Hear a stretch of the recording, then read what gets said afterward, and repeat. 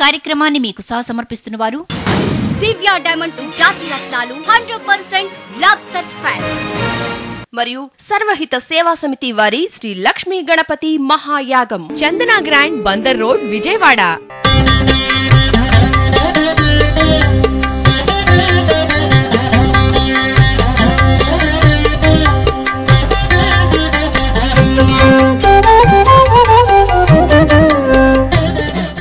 శుక్లాంబరధరం విష్ణుం శశివర్ణం చతుర్భుజం ప్రసన్నవదనం ధ్యాయేత్ సర్వవిఘ్నోపశాంతయేత్.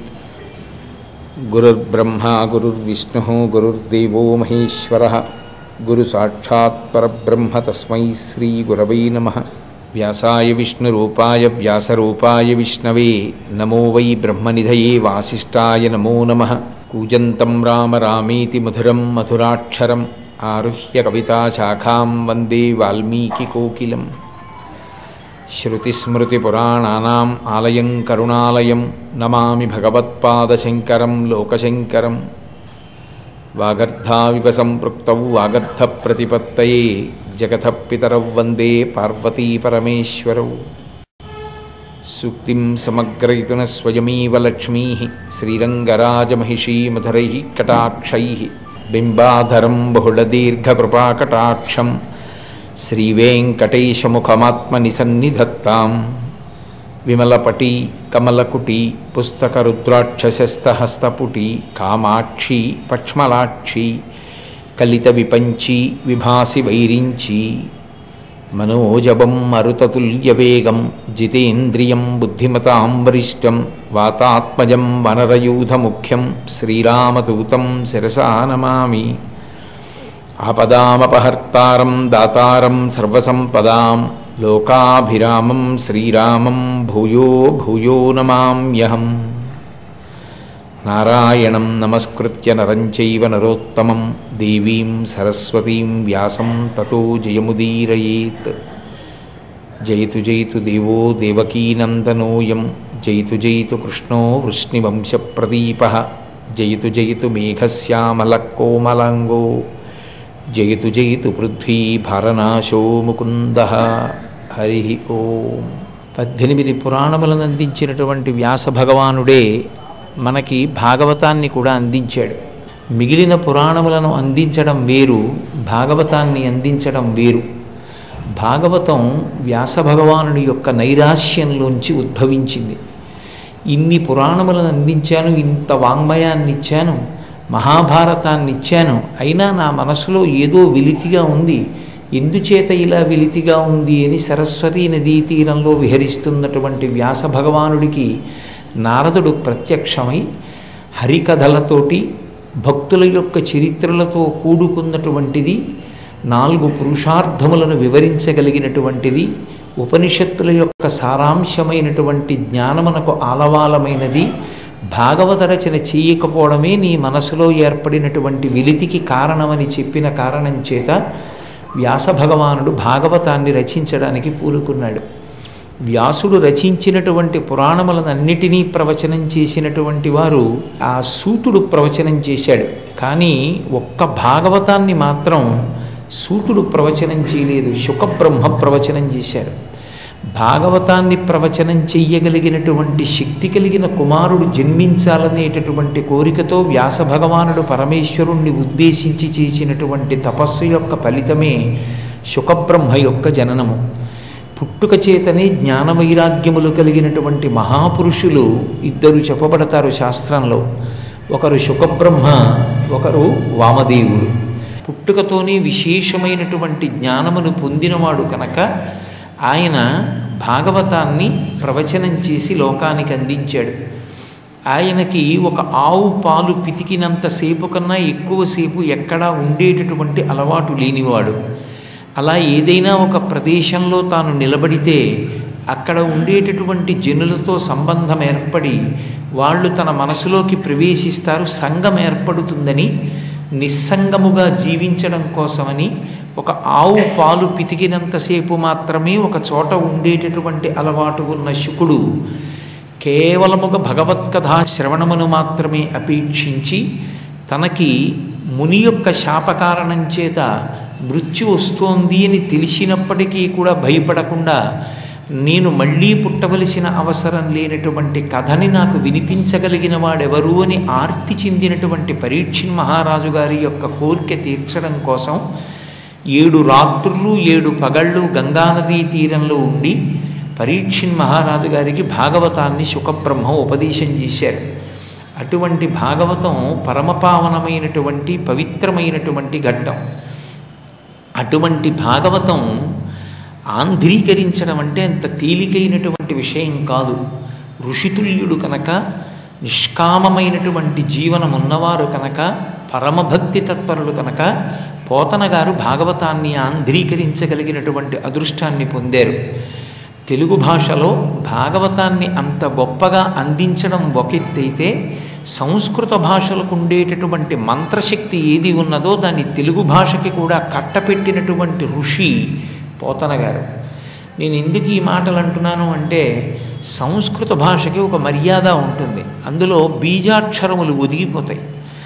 2 సంస్కృత భాషలో ఏదైనా ఒక శ్లోకరచన చేసినప్పుడు ఆ శక్తి కారణం చేత అది మంత్రస్వరూపాన్ని పొందుతుంది. అందుకే శ్రీరామాయణంలో సుందరకాండలో ఉన్నటువంటి అనేక శ్లోకములు మంత్రస్వరూపాన్ని పొందాయి. అలాగే ఆదిత్య హృదయం ఒక మహామంత్రం అగస్త్య మహర్షి చేత ఉపదేశం చేయబడింది. హనుమ సుందరకాండలో చెప్పినటువంటి జయమంత్రం జయత్యతి బలో రామో లక్ష్మణశ్చ మహాబల రాజా జైతి సుగ్రీవో రాఘవేణాభిపాలిత అన్న శ్లోకాలు జయమంత్రమనే లోకంలో ప్రఖ్యాతి పొందాయి. అటువంటి మంత్రస్థాయిని పొందినటువంటి శ్లోకములు ఏవి ఉన్నాయో వాటిని మళ్ళీ ఆ మంత్రస్థాయి మంత్రశక్తి తెలుగులో ఉండేటటువంటి పద్యాలలోకి కూడా వచ్చేటట్టుగా రచన చెయ్యడం అంత తేలికైనటువంటి విషయం కాదు. వాల్మీకి రామాయణాన్ని ఆంధ్రీకరించినటువంటి కవులు ఎందరో ఉన్నారు. వాళ్ళు భక్తిని భావాన్ని ఆవిష్కరించగలరేమో కానీ సంస్కృత భాషలో జయమంత్రానికి ఉన్న శక్తిని, ఆదిత్య హృదయానికి ఉన్నటువంటి శక్తిని తెలుగు భాషలో రచింపబడినటువంటి పద్యాలలో కూడా ప్రవేశపెట్టడం సాధ్యమయ్యేటటువంటి విషయం కాదు. అందుకే సంస్కృతంలో జయమంత్రం చదువుకుంటే ఏ శక్తి వస్తుందో, ఏ ఫలితం వస్తుందో ఆ శక్తియే ఆంధ్ర రామాయణం చదివితే వస్తుంది అని నిర్ధారించి చెప్పడం చాలా కష్టం. అలాగే రామాయణంలో ఉన్న ఆదిత్య హృదయం చదువుకుంటే ఎటువంటి శక్తి కలుగుతుందో అటువంటి శక్తి ఆంధ్రీకరింపబడిన రామాయణంలో ఉన్నటువంటి ఆదిత్య హృదయాన్ని చదువుకున్నా కలుగుతుంది అని చెప్పడం సాధ్యం కాదు. కానీ భాగవతం సంస్కృతంలో ఉన్నదాన్ని చదువుకుంటే పారాయణ చేస్తే ఏ ఫలితాలు వస్తాయో పోతన గారి చేత ఆంధ్రీకరింపబడినటువంటి భాగవతం చదువుకున్నా కూడా అదే శక్తి కలుగుతుంది. నేను మీతో ఒక ఉదాహరణ చెప్పాలి అంటే గజేంద్రమోక్షణ కథ చదువుకున్న గజేంద్రమోక్షణ కథలో గజేంద్రుడు చేసినటువంటి ప్రార్థన ప్రతిరోజు చదివిన ఏ ఫలితం వస్తుందో, ఏ భగవత్ కృప కలుగుతుందో అదే కృప పోతన గారి చేత ఆంధ్రీకరింపబడినటువంటి భాగవతాన్ని చదివినా, గజేంద్రమోక్షణంలో ఉన్న పద్యాలు చదివినా కూడా కలుగుతుంది. రుక్మిణీ కళ్యాణ ఘట్టంలో ఉన్నటువంటి శ్లోకాలు వ్యాసకృతమైనవి చదివితే ఏ ఫలితాలు వస్తాయో పోతన గారి చేత ఆంధ్రీకరింపబడినటువంటి రుక్మిణీ కళ్యాణ ఘట్టంలోని పద్యములను చదివినా కూడా అదే ఫలితము సిద్ధిస్తుంది. అంటే సంస్కృత భాషలో మూలంలో ఉన్నటువంటి భాగవతంలో ఉన్న శ్లోకముల యొక్క శక్తిని కూడా యథాతథంగా తీసుకొచ్చి తెలుగు భాషలో రచింపబడినటువంటి పద్యముల యందు ప్రవేశపెట్టగలిగినటువంటి సమర్థత కేవలం ఒక కవిగా పద్యరచన చేయడం వల్ల పోతన గారు సాధించినది కాదు. ఆయన మహానుభావుడు, ఋషితుల్యుడు. ఆయన ఒక గ్రహణ సమయంలో నదీ తీరంలో కూర్చుని చేస్తున్నది పంచాక్షరి మహామంత్రం. ఆయనకి కులదైవం పరమశివుడు. కానీ విష్ణు కథలతో కూడుకున్నటువంటి భాగవతాన్ని ఆంధ్రీకరించే శక్తి కలగాలని అపేక్షిస్తే రామచంద్రమూర్తి ప్రత్యక్షమై పోతన గారిని అనుగ్రహించినటువంటి కారణం చేత ఆయన భాగవతాన్ని అంత గొప్పగా ఆంధ్రీకరించగలిగారు. అందుకే ఆయన చెప్పుకున్నారు, పలికిడిది భాగవతమట, పలికించు విభుండు రామభద్రుండట, నే పలికిన భవహరమగునట, పలికెద వీరుండుగాథ పలుకగనేలా అని చెప్పుకున్నారు. పోతన ఆంధ్రీకరిస్తున్నాడు అని కనపడుతుంది లోకానికి, కానీ నేను కాదు ఆంధ్రీకరిస్తున్నది. నా వెనక రామచంద్ర ప్రభు ఉండి ఆయన నన్ను ఉపకరణంగా స్వీకరించి నా చేత ఆంధ్రీకరింపచేస్తున్నాడు.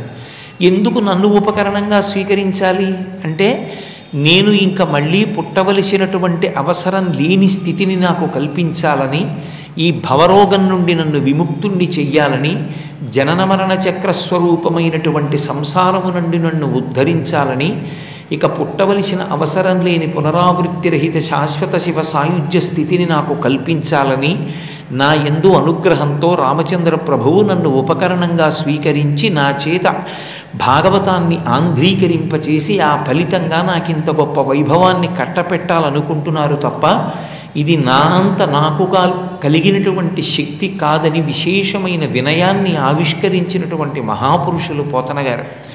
అందుకే పోతన గారి చేత రచింపబడినటువంటి భాగవతం రామచంద్రమూర్తికే అంకితం ఇవ్వబడింది తప్ప ఎన్ని రకములైన ప్రలోభములు వచ్చినప్పటికీ కూడా పోతన గారు భాగవతాన్ని రాజులకు అంకితం ఇవ్వడానికి అంగీకరించలేదు. కేవలముగా ఏదో మనసుని నిగ్రహించుకుని ఇస్తానన్నాను కాబట్టి ఇవ్వాలి, ఈ ఇవ్వడం వల్ల నాకింత పోయిందన్న బాధతో ఇచ్చిన వారు కాదు. వారి ఎందున్నటువంటి భక్తి వైరాగ్యములను పరిశీలనం చేస్తే వారు రచన చేసినటువంటి ఒక్క పద్యంలో తెలుస్తుంది. ఇమ్మనుజేశ్వరాధములకిచ్చి పురమ్ములు వాహనమ్ములు సొమ్ములు కొన్ని పుచ్చుకుని సొక్కి శరీరము వాసి కాలుచే సమ్మెటమాటులంబడక సమ్మతి శ్రీహరికిచ్చి చెప్పేయి బమ్మెర పొతరాజొకడు భాగవతంబు జగద్దితమ్ముగన్ అని చెప్పుకున్నారు.